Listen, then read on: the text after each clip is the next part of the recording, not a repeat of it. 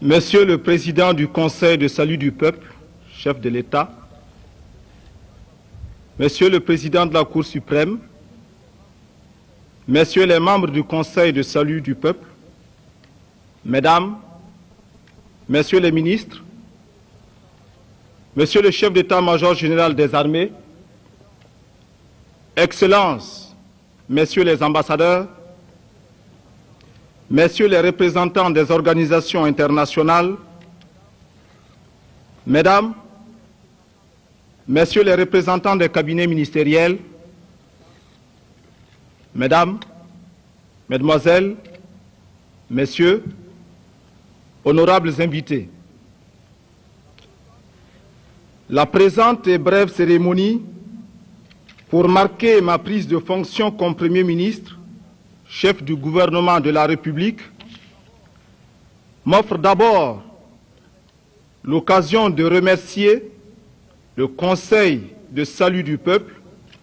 pour la confiance qu'il m'a faite en m'élisant à ce poste dans le difficile combat qu'il a choisi de mener en union avec tout le peuple voltaïque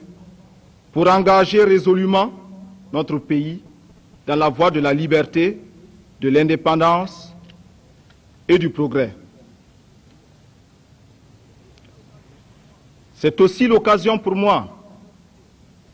de remercier le président du Conseil de salut du peuple, chef de l'État, pour cette même confiance qu'il a bien voulu placer en moi.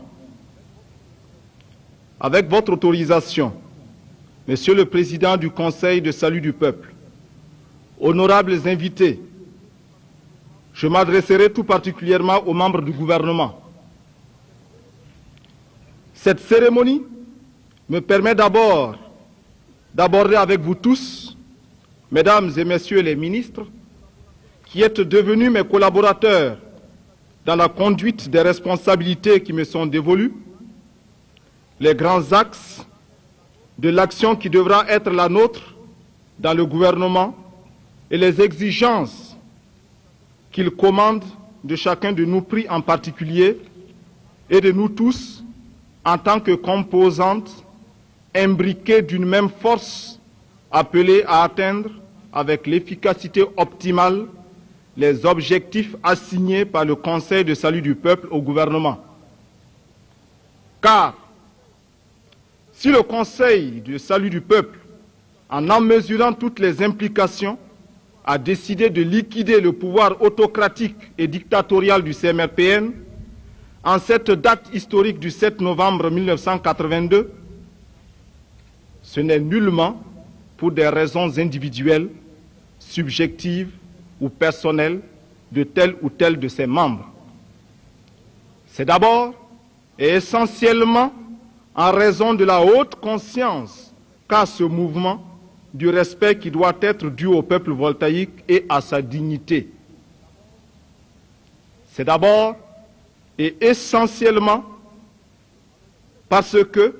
avec tous les démocrates voltaïques, le Conseil de salut du peuple partage entièrement l'aspiration profonde du peuple voltaïque à l'indépendance et à la liberté.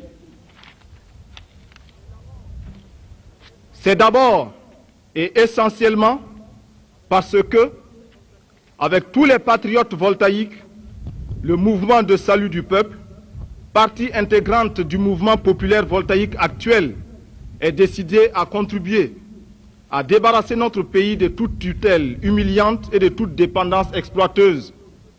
à faire respecter son indépendance et sa souveraineté tout en respectant aussi scrupuleusement celle des autres pays,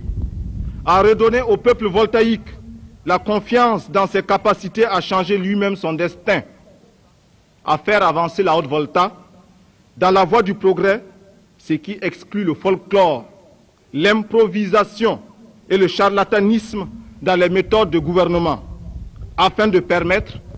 aussi rapidement que la force et le génie créateur du peuple voltaïque lui en donneront les moyens,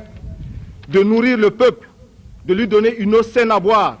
de le vêtir, de l'abriter, de l'instruire et de le soigner. Les objectifs que le Conseil de salut du peuple assigne au gouvernement de la République découle en droite ligne de ces préoccupations qui sont, faut-il le rappeler, celles du peuple dont s'excluent tous ceux qui ne pensent qu'à l'exploiter et à s'allier à ceux qui l'exploitent. Celles des masses populaires telles qu'elles s'expriment par leurs organisations démocratiques. Il revient au gouvernement d'assurer dorénavant à notre pays une politique indépendante et souveraine, prenant pour axe principal de son expression les intérêts du peuple voltaïque et l'intérêt solidaire des peuples africains qui vont de pair avec le non-alignement et le soutien ferme et constant aux peuples qui luttent pour leur indépendance, leur souveraineté et leur liberté. De traduire pratiquement dans les faits de tous les jours que le pouvoir, celui du Conseil de salut du peuple, est d'abord celui du peuple voltaïque. Le gouvernement est là pour servir le peuple voltaïque et non pour se servir ou servir quelques puissants du jour ou de la veille. C'est donc en partant essentiellement de l'intérêt du peuple et non des égoïsmes d'une minorité que les actions du gouvernement doivent être définies et exécutées. Le peuple aime la liberté. Contrairement à ce que prétendent ses ennemis et ceux qui se sont condamnés à ne pas le comprendre, pour le peuple, la liberté, ce n'est pas l'anarchie. Le peuple a droit à la liberté. Cette liberté ne doit pas se confondre avec la liberté pour les uns d'exploiter les autres pour des profits illicites, la spéculation, les détournements ou l'escroquerie. Elle ne doit pas se confondre avec la liberté pour les ennemis du peuple d'intoxiquer le peuple ou de le tromper au profit de ceux qui l'ont toujours exploité, réprimé, méprisé, bâillonné. Pour que passe la liberté, les détourneurs de la liberté ne doivent pas passer. Et le peuple lui-même, instruit par ces dures expériences, s'en chargera. Il faut que nous en soyons intimement convaincus. Le peuple voltaïque lui-même est non seulement capable de savoir, de décider et de comprendre ce qui est conforme à ses intérêts, mais il est en outre capable de construire lui-même et de ses propres mains les fondements matériels de son avenir. Mais pour y arriver, il faut non seulement qu'il ait raison de placer sa confiance dans le gouvernement, mais aussi et surtout que le gouvernement lui fasse confiance. Confiance en sa sagesse, confiance en sa perspicacité,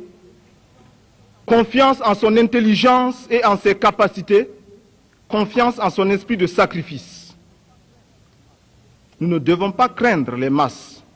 et nous barricader dans des bureaux climatisés pour penser lourdement à sa place avec les pesanteurs petites bourgeoises, sans tenir compte de lui et de ses conditions concrètes de vie et de travail.